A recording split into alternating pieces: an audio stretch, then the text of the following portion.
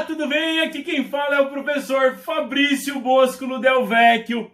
Eu sou docente na Universidade Federal de Pelotas, no Rio Grande do Sul. Tenho doutorado em Educação Física pela Unicamp. E sou docente no ensino superior há mais de 15 anos, trabalhando com ensino, pesquisa e extensão. Hoje a gente vai conversar sobre um tema que é extremamente amplo, que diz respeito a como montar treinos na musculação. Esse é um assunto que não acaba nunca, porque tem muita informação para ser desenvolvida. E esse é o meu propósito nas nossas próximas lives. A gente vai se aprofundar em questões relacionadas a como montar o treino de força. Muita gente chama de musculação porque ficou habituado a utilizar essa nomenclatura. No entanto, é importante lembrar que a musculação está no domínio do treino de força. Antes de começar a nossa live de hoje, com conteúdo, que quem acompanha sabe que eu entrego conteúdo, não tenho o menor medo de fazer isso, eu gostaria de sugerir leitura de 2 livros. O primeiro livro é esse que acabou de chegar hoje para mim, chama Transformação Corporal, do Juan Carlos Santana. Ele é do Instituto de Performance Humana, ali em Boca Raton, se eu não me engano, na Flórida. Eu tive a oportunidade de conhecer o Instituto junto com o meu camarada Stephanie Dias. E é muito massa a estrutura do Juan Santana. Tem a parte do merchan e tal. Mas esse é um livro da hora para quem não tem muita ideia de como montar treinos. Então, se você tem dúvidas de como montar treinos, esse aqui é um livro muito massa para te ajudar, né, a organizar melhor as suas ideias de como montar treinos, beleza? Então, Juan Carlos Santana, Transformação Corporal Total, da editora Manoli. Não é recebido da editora, eu paguei esse livro, tem nota fiscal, tem troço todo aqui embaixo, veio pela Submarino, inclusive.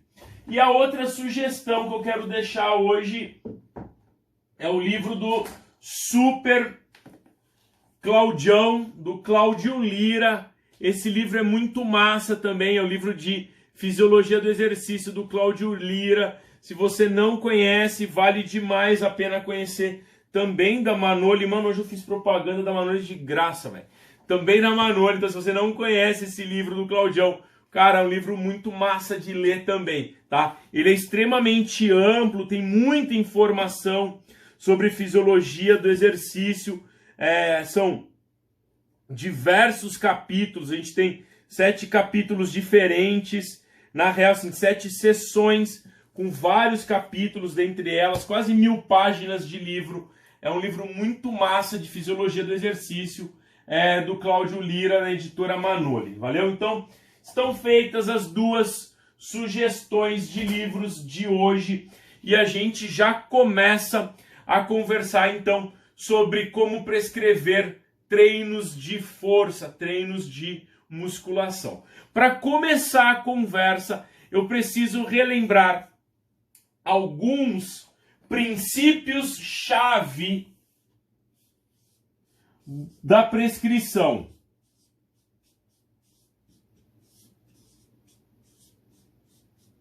Então, não tem como a gente falar de prescrição de treino de força se não tiver em mente alguns princípios que são centrais do processo. O primeiro princípio a gente chama de sobrecarga. É claro que a gente pode fazer uma live para cada princípio e de fato fica muito massa fazer isso. Quando a gente fala de carga ou de sobrecarga, a gente está falando do estresse imposto ao organismo pelo estímulo que a gente está aplicando. Então esse estresse, ele não é só a quilagem em si, né? É o impacto que o estímulo tem no organismo do indivíduo. E isso nos ajuda a entender um problema que acontece com muita frequência em pessoas que fazem musculação, que está associado a, por exemplo, realizar apenas um treino por semana de um segmento corporal. Então, às vezes a pessoa treina 4 dias por semana, por exemplo, e só faz perna, não estou falando que faz musculação 4 dias, e só faz perna um dia por semana. E aí, toda vez que a pessoa faz perna, ela fica destruída.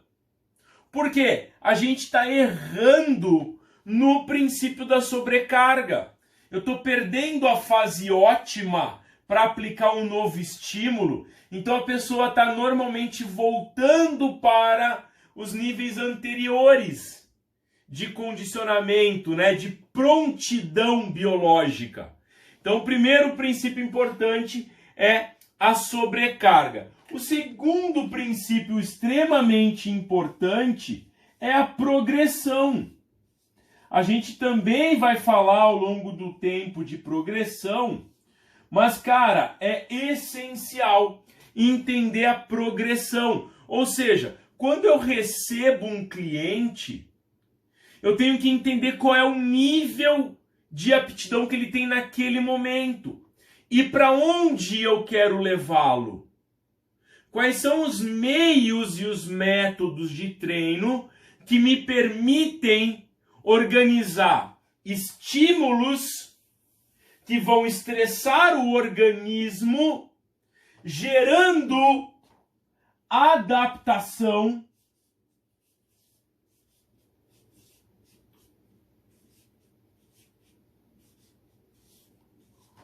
para que ele atinja um novo nível.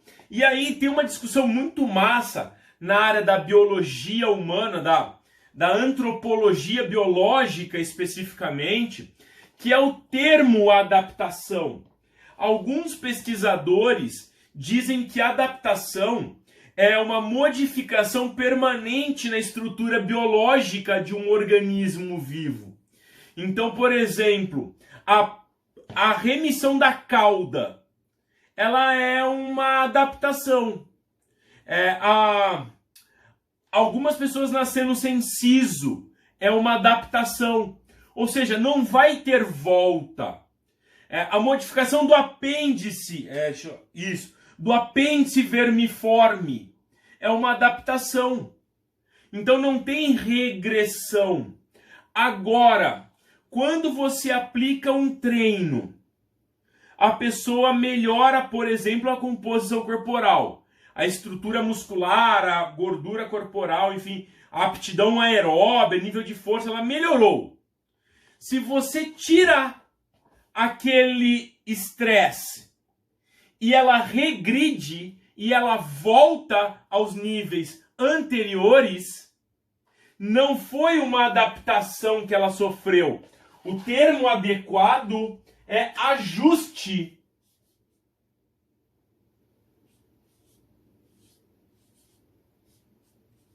Biológico ou estrutural.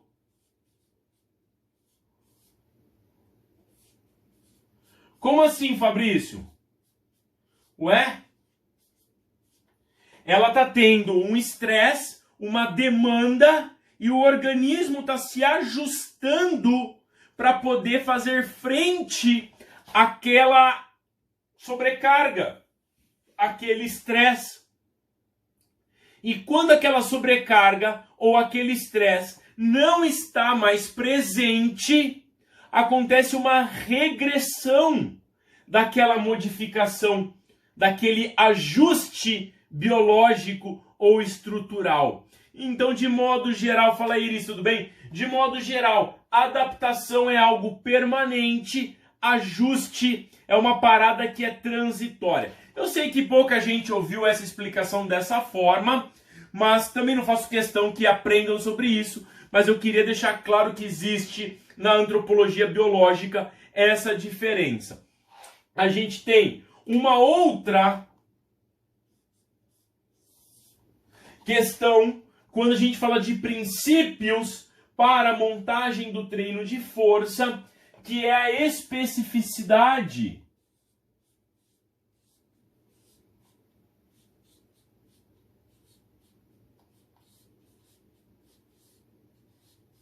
Quando uma pessoa treina, ela treina para um objetivo. O estímulo que eu aplico, o tipo de treino que eu prescrevo é para dar conta de algumas demandas. Então é evidente que inicialmente o primeiro aspecto que a gente tem que ter em mente é o objetivo do cliente, é o objetivo do aluno, é o objetivo, e aí não interessa se ele é atleta, quem ele é, entende? Para que o meu treino seja específico para atingir as demandas daquela ação ou atuação, por exemplo, profissional. Ah, mas o meu aluno não tem objetivo competitivo, não tem objetivo esportivo. Ok, não tem problema. Por isso que a gente tem, por exemplo, as cargas mistas, porque as cargas mistas, elas ajudam a proporcionar variedade no treino sem ter um objetivo direcionado específico, né? Então as cargas mistas, e aí a gente destaca nas cargas mistas, por exemplo, o cross-training, e o próprio Yuri Verkhoshansky,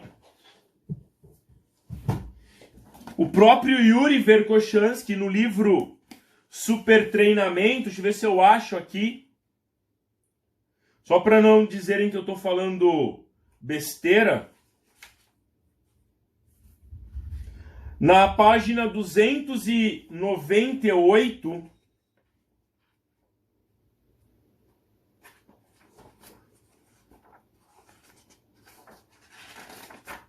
o próprio Yuri Verkhoshansky, na página 298, fala sobre cross-training. Ele não é uma invenção. Está aqui no livro que o cara escreveu, ele é autor do livro. Então, o cross-training é um modelo de cargas mistas que serve para algumas coisas. Especialmente quando o nosso cliente não tem objetivos competitivos. É claro que tem outros aspectos relacionados à organização estrutural da sessão para a especificidade, mas esse é um dos aspectos. Outro componente, se o meu aluno vai lutar, se ele é um lutador, não tem por que eu ficar organizando estímulos que não vão gerar ajustes, olha o termo, ajustes biológicos que vão favorecer o aumento da performance competitiva. Eu preciso entender, o que tem evidência científica e prática de que aumenta a performance.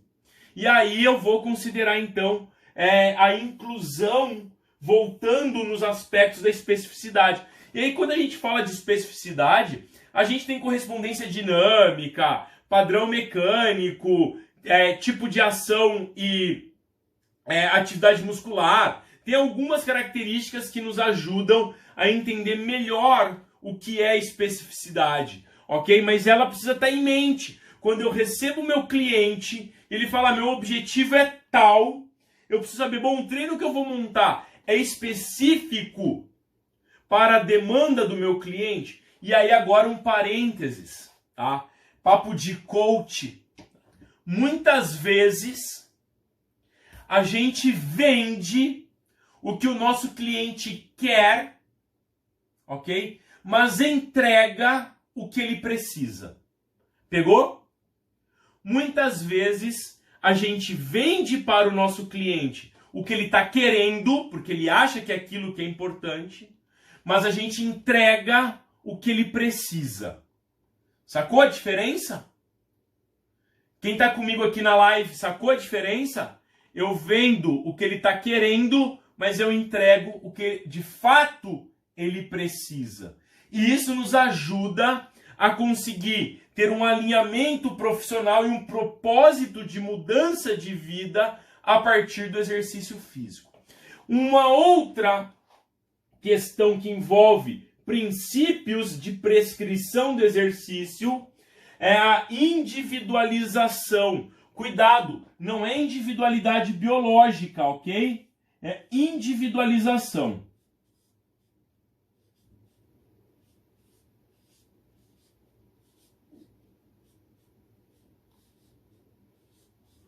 Como assim, Fabrício? O que significa esse negócio de individualização? Eu tenho 2 alunos que vão para a academia juntos.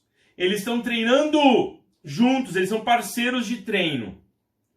Mas eu tenho que... Ambos querem, por exemplo, hipertrofia muscular.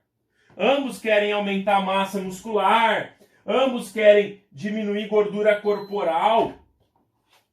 Mas um tem um know-how, uma história de treino de 3, 4 anos. O outro nunca se exercitou. Então eu preciso individualizar as cargas de treino. Eu preciso individualizar os estímulos. Ok? Eu não estou falando de individualidade biológica. Porque tem um problema severo que a gente vive na educação física, que é uma baita desculpa muito frequente entre profissionais. Ah, a prescrição não deu certo, é individualidade biológica. Ah, o cara não atingiu o resultado que gostaria, é individualidade biológica. Saca? A todo momento a gente usa individualidade biológica como uma desculpa para a ausência de ganhos planejados ou previstos. E agora eu preciso fazer um outro parênteses. E é um parênteses que assim, ó, é complicado. Tá? Tem emergido na literatura científica, para quem acompanha a ciência, enfim, para quem lê sobre artigos científicos, tem emergido na literatura científica um conjunto de estudos mostrando que, de fato, genéticas distintas proporcionam resultados diferentes. Então esse aqui foi um dos primeiros estudos, já mostro aqui, um dos primeiros estudos, né, high responders, cara que é muito respondedor ao treino de força, demonstra, né, uma regulação diferente da expressão de microRNA muscular. Então, aparentemente, existe uma diferença biológica entre pessoas que respondem muito e pessoas que respondem pouco ao treino de força. E isso foi endossado por um outro trabalho que acabou de sair, ele é de 2022. Ele foi feito por um grupo de brasileiros e outras pessoas de fora do Brasil também, que avaliou a manipulação de variáveis no treino de força e observou que a manipulação das variáveis no treino de força são menos relevantes que a biologia interna, né? A biologia do indivíduo, a biologia intrínseca no ganho de massa muscular, na hipertrofia muscular. Então, aparentemente, existe um corpo de evidências se estruturando na direção de dizer, cara, pessoas diferentes vão responder de forma diferente, mesmo que eu faça treinos individualizados. Porque a biologia humana, né, ela vai se adaptar ao estímulo de acordo com a composição de cada indivíduo, saca? Então, pessoas diferentes podem responder de forma diferente aos melhores treinos prescritos para elas. Essa é uma área que está começando, ela é super nova, tem pouca evidência, mas é um corpo que está se constituindo e que muitas vezes nos ajuda a entender por que algumas pessoas respondem melhor ou pelo menos mais rápido que outras pessoas ao treino de força. Então, o quinto princípio-chave é a individualização. E o sexto princípio-chave é a manutenção. Eu curto muito falar deste princípio, a manutenção, porque, na minha opinião, eu sou um simples professor universitário, evidente, com experiência acumulada na prescrição de treino, no monitoramento de carga de treino, na publicação de estudos científicos, mas, na minha humilde opinião, a variável mais importante do treino de força, e também na minha percepção, a variável mais importante na prática de exercícios físicos, é a aderência à intervenção. É eu conseguir montar um treino que a pessoa vai lá, curta fazer, proporcione resultado e ela se mantenha aderida ao programa. A pessoa não chega depois de um tempo e fala, cara, pá, o treino tá chato, já pedi pra mudar. Aí de novo, pô, o treino não tá legal, já pedi pra mudar. E de novo, pô, o treino não tá legal. Quer saber, mano, vou sair daqui. E a pessoa abandona, saca? Então, a gente precisa ter em mente esses 6 princípios chaves no processo de prescrição do treino de força. Não é blá blá blá, lá lá lá, mimimi, não é. Porque muitas vezes a gente esquece e a gente se perde no processo e a gente deixa de lado essas questões que são centrais. Quando a gente fala de cada uma delas, a gente lembra o quanto a gente tem que avançar no conhecimento em questões centrais do processo, que fundamentam a nossa intervenção. Não adianta a gente ficar discutindo qual exercício pega mais se o meu aluno não se mantém aderido ao programa. Não adianta eu saber qual exercício que vai inchar o miolo do peito se eu não sei fazer progressões no processo de treino. Esses são princípios-chave do processo. Eu quero que você que está aqui comigo no Instagram, agora, rapidamente, coloque nos comentários uma palavra, uma única palavra, que resuma o que a gente conversou nesses primeiros 20 e poucos minutos. Para você que está no Instagram aqui, coloca para mim uma palavra e para dar insight para os seus colegas que estão acompanhando aqui, que resume essa ideia inicial. E se quiser, dá o print nessa tela e não esquece de me marcar, beleza? Então, uma palavra, mete aí embaixo para mim, por gentileza.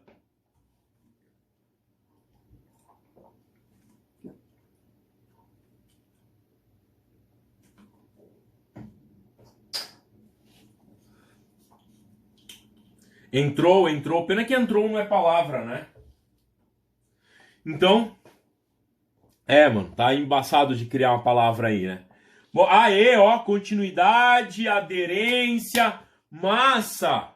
Então saíram as palavras aí, achei que não ia sair nenhuma. Tá, beleza.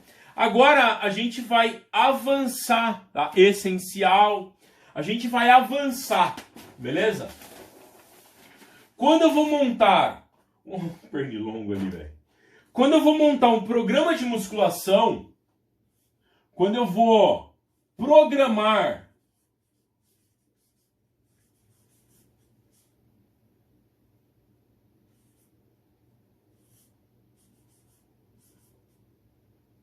intervenção com musculação,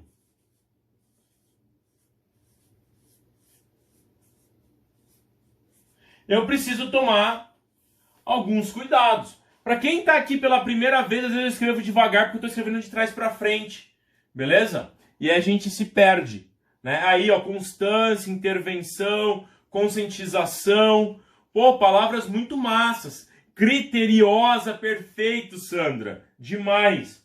Então, quando a gente vai organizar um programa de treino, a primeira variável, eu recebi o aluno, o aluno chegou para mim, a primeira variável que eu preciso saber, a primeira informação que eu tenho que conseguir sintetizar é o objetivo do meu aluno.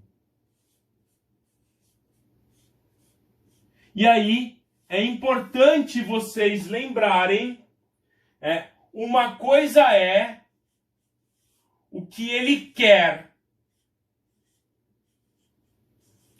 outra coisa é o que ele precisa.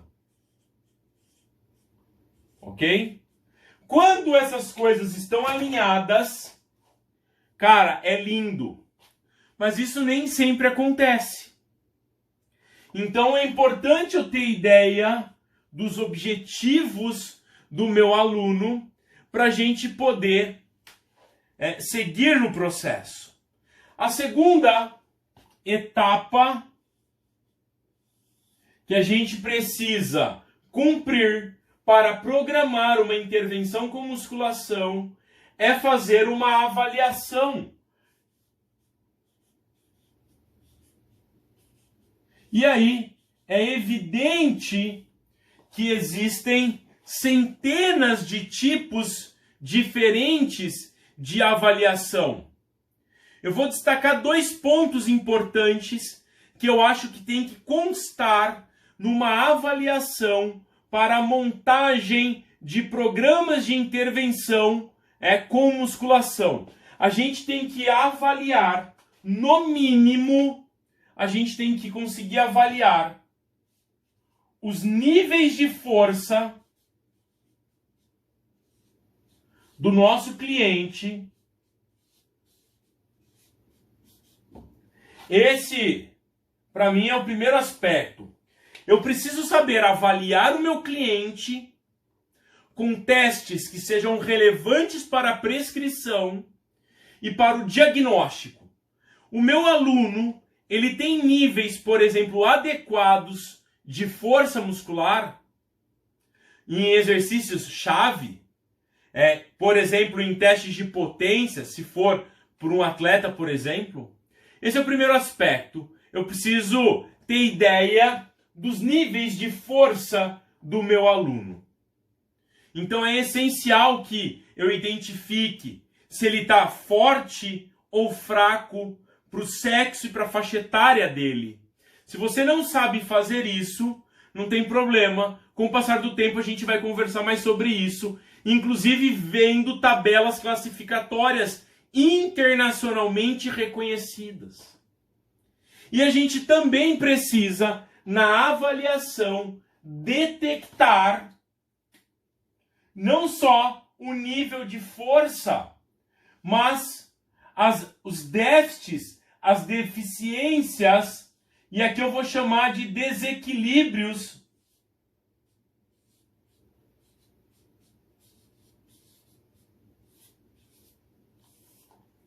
os desequilíbrios, especialmente musculares.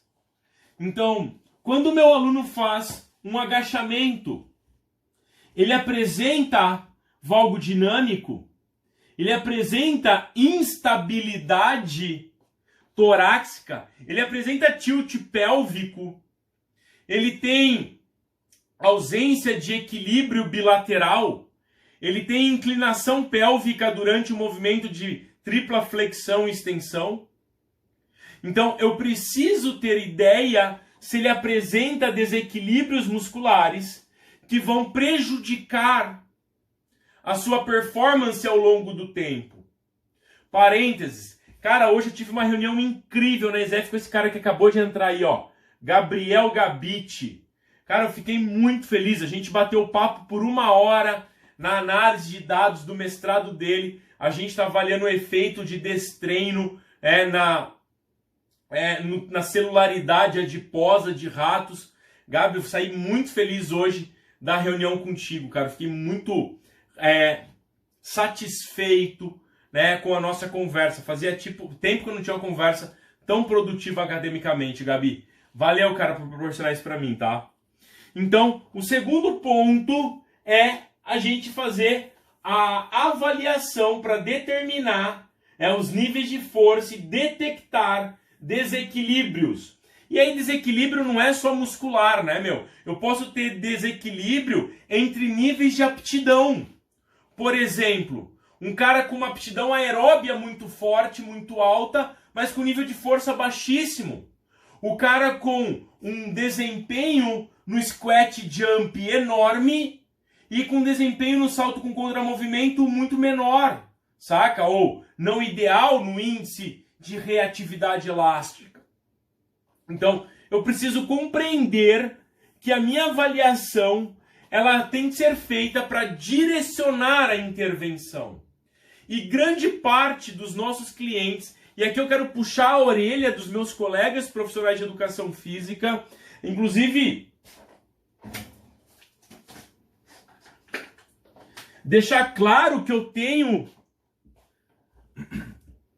carteira de habilitação profissional no Conselho Regional e Federal de Educação Física. Então, se você é personal trainer, professor de academia, a gente é colega nessa perspectiva, sabe? Alguns acompanham o que eu faço aí, eu prescrevo treino, supervisiono atletas. Então, eu quero deixar muito claro para você que faz programas de musculação que quando você avalia o seu cliente, essa avaliação ela precisa dar direcionamento na prescrição de treino. Você não pode avaliar simplesmente por avaliar. Entende?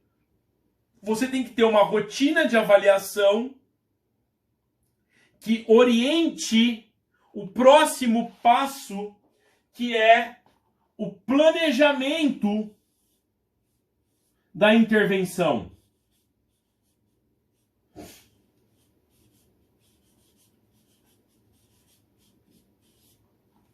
O planejamento da intervenção, a programação, a planificação, eu gosto muito do termo, planificação da intervenção.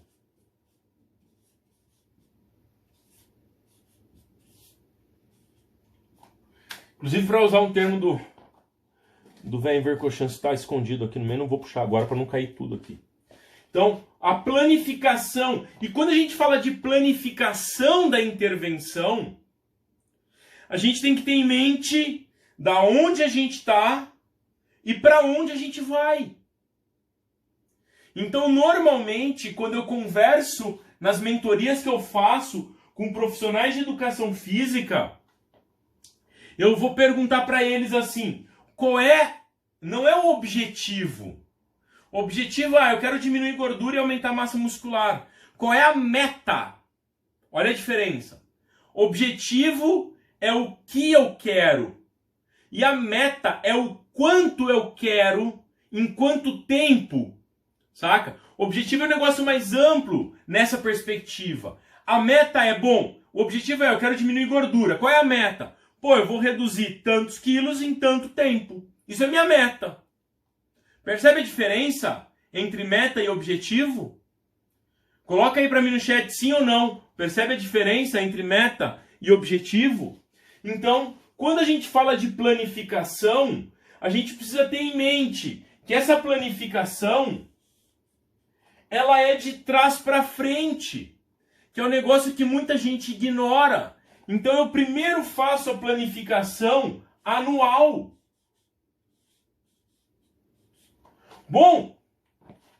Neste ano, quais são as minhas metas? Eu estou falando entre mim e o meu cliente. Quais são as metas anuais? Aí você vai falar, mas Fabrício, o meu cliente vai treinar comigo 2 meses e vai desistir porque tem uma alta rotatividade. Isso não faz parte da tua tomada de decisão. Não é tu quem vai escolher quando ele desiste do processo. Na verdade, todo o nosso esforço é para manter ele aderido à intervenção. Então, a gente primeiro precisa pensar, qual é a minha planificação anual? Quantos % de gordura, ou quantos quilos de gordura, ou quantos quilos de massa corporal eu quero reduzir nesse ano? E aí eu tenho a minha meta. Agora então, eu vou organizar para conseguir estruturar. Se eu tenho isso aqui no anual, eu quero saber essa divisão no semestre. E por que é conveniente falar em semestre? Porque normalmente, aqui no Brasil, a gente tem as férias de junho, julho, e as férias de dezembro, janeiro. Então, se a gente trabalha com semestres, a gente consegue planificar, e inclusive depois agregar outros programas, né, outros produtos na nossa carteira, que é a venda, por exemplo, de programas de férias, né, programas de manutenção em viagem, enfim, que são produtos e serviços que são acoplados, né, à consultoria profissional. Então, eu normalmente organizo primeiro o raciocínio anual. O que eu quero nesse ano? Depois o raciocínio semestral. O que eu quero nesse período, nessa metade de ano? Aí a gente vai dividir essa metade de ano em meses. Então eu vou ter a lógica mensal. Ou seja, este mês aqui é destinado ao quê? Quais são as minhas prioridades com o meu cliente? O que eu quero que ele melhore nesse mês? E aí é evidente que esse mês ele vai ser estruturado a partir de uma lógica que é semanal. Pô, Fabrício, como assim? Você fica planejando toda semana? É evidente que eu organizo uma estrutura anual, semestral, mensal, e aí eu tenho a semana 1, 2, 3, 4 daquele mês. Por que eu faço isso? Porque quando eu já tenho a estrutura pronta, é mais fácil eu ajustar as diferentes realidades que podem acontecer no cotidiano de treino. Então, se eu já tenho o treino pronto, quando o meu aluno chega e fala, não vai dar para fazer isso que a gente planejou, é mais fácil de trocar. E a gente sabe onde estão as lacunas para corrigir depois. Por quê? Porque está planificado. Então a gente consegue planificar o nosso treino. A partir deste momento, agora eu vou pensar numa variável. Vou meter até em azul aqui, eu não queria usar o azul que acabou a tinta, mas eu vou usar porque é diferentão aqui, ó. Eu vou considerar agora as variáveis que a gente usa na prescrição, as variáveis agudas que a gente usa na prescrição do treino de força. Vocês, alguns, estão cansados de me ouvirem falar sobre essas variáveis agudas, mas eu preciso repeti-las porque a gente aprende por amassamento. Todo aperto é pouco no processo de capacitação profissional contínua e proximal. Todo aperto é pouco. A gente não pode deixar as coisas muito livres, porque as pessoas vão se desgarrando do processo. Então, a variável que a gente agora vai organizar é o acrônimo FIT.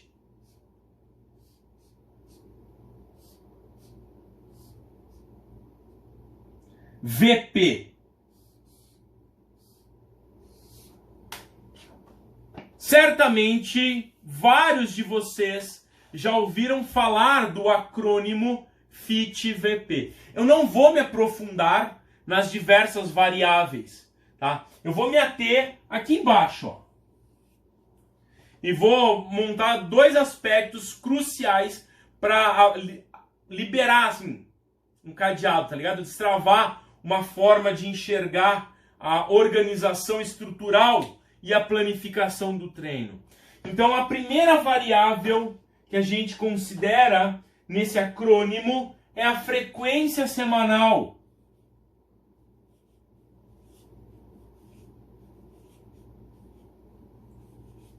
Fabrício, que frequência é essa? Quais são as frequências frequências semanais. A primeira frequência é quantas vezes o meu aluno vai treinar. Não é nem que ele vai à academia, é que ele vai treinar. Porque ele pode treinar na casa dele, pode treinar no parque, na praça, enfim, em vários ambientes. É quantas vezes ele vai se exercitar. Esta, inicialmente, é uma decisão do cliente. Estava agora conversando com uma cliente de consultoria. Quantos dias você quer treinar por semana para atingir os seus objetivos?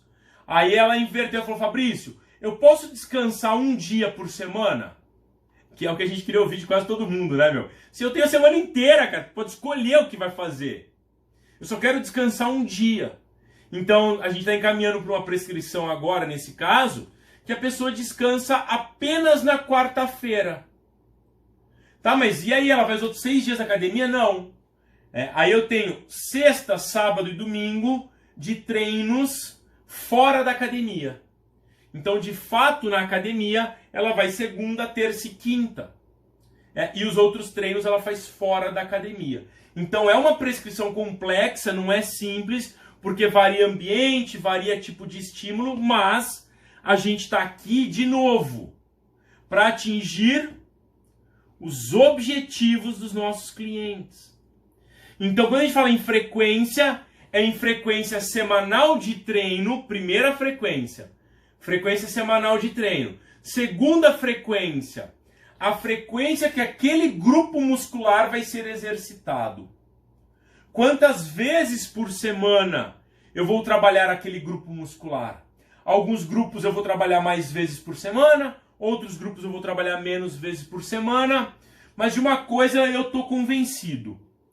Se a gente trabalha um grupo muscular apenas uma vez por semana, a chance de desenvolvimento, de força e de massa muscular é reduzida em relação a uma frequência semanal maior. Então é melhor treinar menos por dia e mais dias do que um monte de coisas num único dia. Porque a gente tem um único estresse. Lembra lá dos princípios-chave?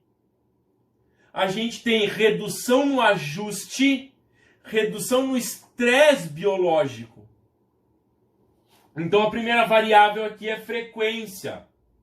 A segunda variável é intensidade. E quando a gente fala de treino de força, a gente pode discutir intensidade a partir de várias características. O mais comum no treino de força, para falar em intensidade, é o quê? É percentual de 1 RM. É a única forma? Não, mas ela é a mais habitual, ela é a mais conhecida e reconhecida. Mas eu tenho outros parâmetros para avaliar a intensidade. Como assim? Percepção subjetiva de esforço, repetição em reserva, faixas de repetição. Tem outras formas da gente manejar a intensidade. Mas percentual de 1 RM ainda é uma forma válida e usual. Para todo mundo em todos os contextos? Cara, todo mundo. E todos os contextos é muita gente. É muito cenário. Nada serve para todo mundo em todos os contextos. Nada, nada. E de novo, nada também é muito. Então é generalizar demais, saca? Não tem uma fórmula para todo mundo. A gente tem que conseguir individualizar os estímulos. Lembra lá? Princípio-chave, individualizar os estímulos. Ok? Então, intensidade é a segunda variável. Aí a gente tem uma terceira variável que é o tempo. Como assim, Fabrício, tempo?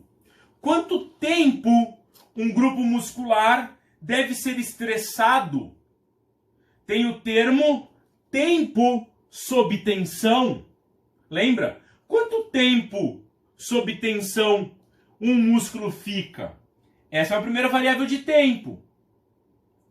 Quanto tempo deve durar uma sessão de treino?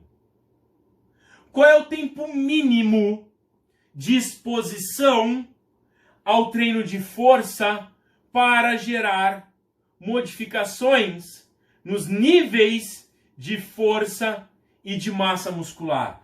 Quem acompanha a literatura aí, comunicação científica, viu um artigo lá que os caras mediram mudança de força com treinos de 3 segundos por dia. O cara fazia uma contração máxima de 3 segundos e aí acabava a sessão de treino. E aí observaram que houve aumento dos níveis de força. Então é tempo de exposição do grupo muscular, né? Tempo sob tensão, tempo da sessão de treino. Entra aqui, tempo. Aí a gente tem uma outra variável que é o tipo. O tipo é uma variável complicada, tá? Tipo é uma variável extremamente complicada. Por que ela é uma variável complicada? Porque a gente vai pensar no tipo de treino que a pessoa vai fazer, no tipo de estímulo. Então, diversas variáveis entram neste tipo. Por exemplo, a gente pode pensar nas técnicas.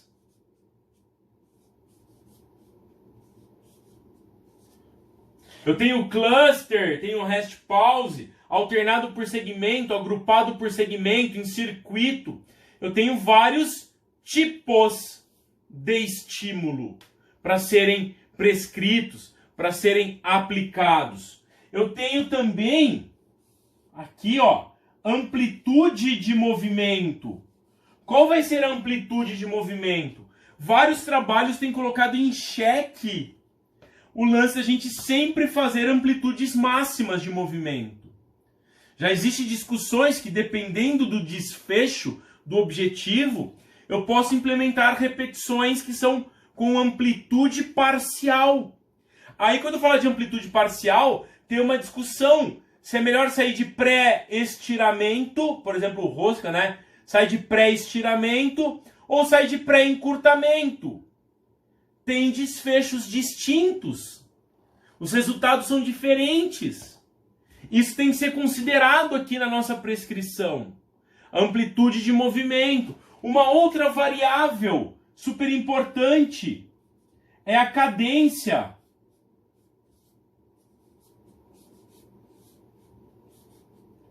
Normalmente a cadência ela é organizada por 4 números, né?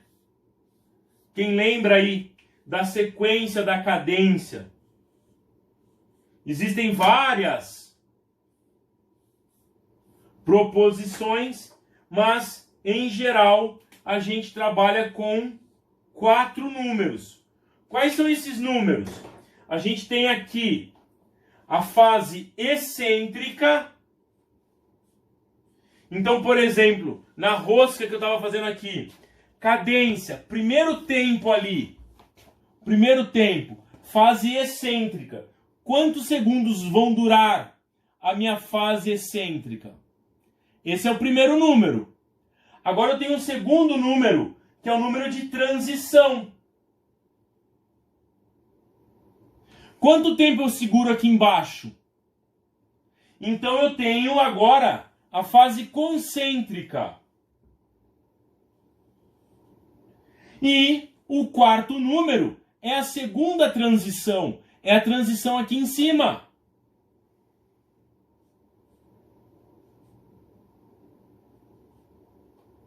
Então, várias estratégias de treino de força mexem com a cadência. Pico de contração, pico de isometria, tensão máxima. Tem várias estratégias que manejam super slow, né, que manejam a cadência. Aí a gente tem a escolha dos exercícios.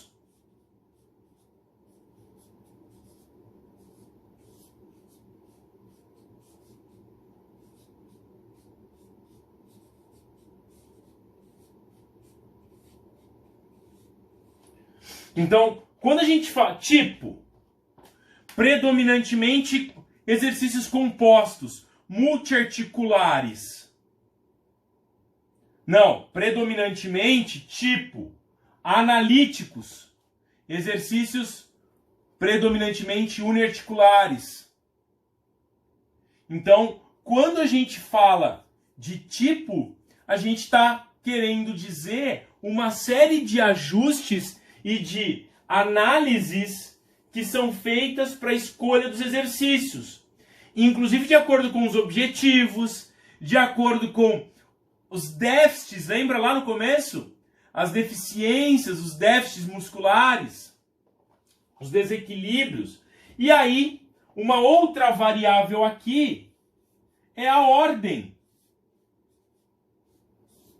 Olha quanta coisa entra dentro de tipo. Como assim ordem? Eu começo por membro superior ou membro inferior? Eu começo primeiro pelo que eu quero melhorar mais ou pelo que tem mais massa muscular? Cara, a gente está no século 21 e ainda existem pessoas que acham que peitoral é grupo grande e tríceps é grupo pequeno. Cara, século 21. Se você conhece alguém que acha isso, a gente tem um problema severo. E passa amanhã, 7h30 da manhã, lá no meu feed, que eu vou colocar um postzinho mostrando que peitoral não é grupo grande e tríceps não é grupo pequeno. E aí você compartilha lá nos teus stories, porque os teus colegas aprendam que eles estão pensando errado. Eu posso pensar assim, não, eu quero primeiro multiarticulares, depois monoarticulares. É uma escolha.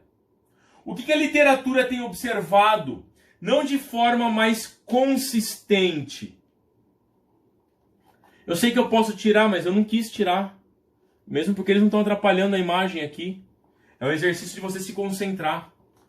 Então, a gente pode escolher de forma a estar alinhado com a literatura que parece, né, que o que eu treino primeiro apresenta, obtém, né, alcança resultados melhores. Então, os primeiros exercícios feitos em uma sessão de treino são aqueles que vão ter um melhor desenvolvimento ao longo do tempo. E aí, a gente tem outras duas variáveis aqui embaixo, que é o volume e é o padrão. Eu não curto essa definição aqui, né? Eu prefiro usar a progressão. Como vai ser feita a progressão? Então, esta sequência de informações, ela é essencial para a prescrição do meu treino de força. E aí, como eu disse, eu quero destacar agora o componente volume. Se você está afim, por gentileza, pode dar um print aqui na tela, beleza? Se você está afim, pode dar um print aí na tela.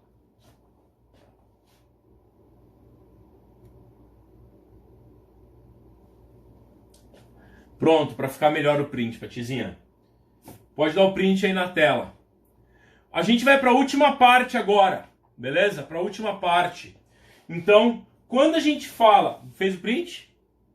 Ótimo. Então, a gente vai para a última parte agora. Quando a gente fala de volume no treino de força, eu quero fazer duas reflexões rápidas com vocês. A primeira é que existe também um corpo de evidências sendo construído, porque a ciência é dinâmica, que identifica a organização de volume em 3 grandes grupos, por enquanto. Ok? Volume baixo. O que é um volume baixo? Até 4 séries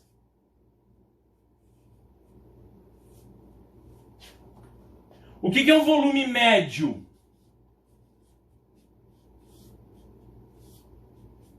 Entre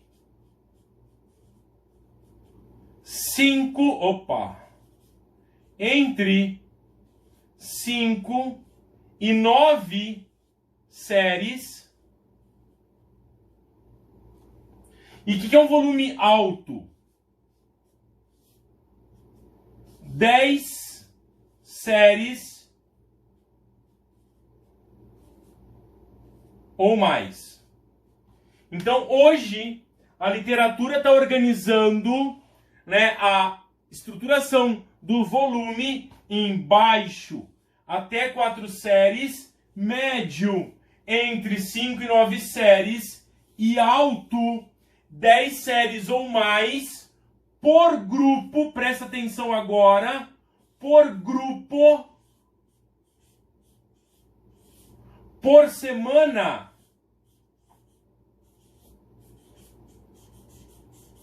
Não é por exercício por dia treinado, hein? Não é por exercício por dia treinado. É por grupo por semana. Beleza? Então a gente tem volumes baixos, médios e altos. Ah, mas Fabrício, tem bodybuilder, tem fisiculturista que faz mais de 25 séries por semana. Ok. Né? A gente ainda não tem proposta na literatura técnica com análise estatística mostrando que volumes muito altos. Essa aqui é uma nova categoria que eu acabei de criar. Volume muito alto. O que é o volume muito alto? É aquele que a pessoa faz 20 séries ou mais por semana. Só que é um volume muito alto. Qual que é o lance? A literatura ainda não suporta isso. Não há evidência de que fazer 20 séries seja melhor que fazer 10 séries por semana.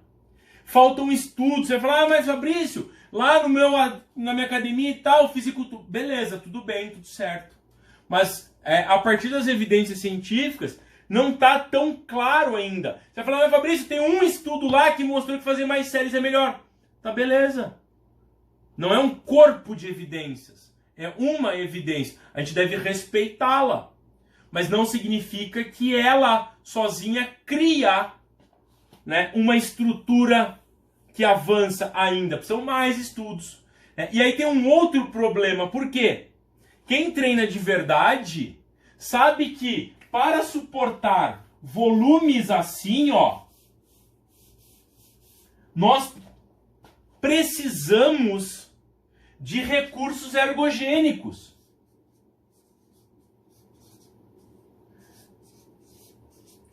O sujeito não consegue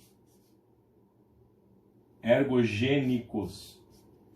O cara não vai conseguir se recuperar de 25 séries por semana só comendo frango e batata doce. E aí tem um outro problema, que é a homogeneização das amostras nos estudos, e aí um monte de desdobramento. Bom, para terminar a nossa conversa, existe uma discussão sobre volume, que volume é igual a séries vezes repetições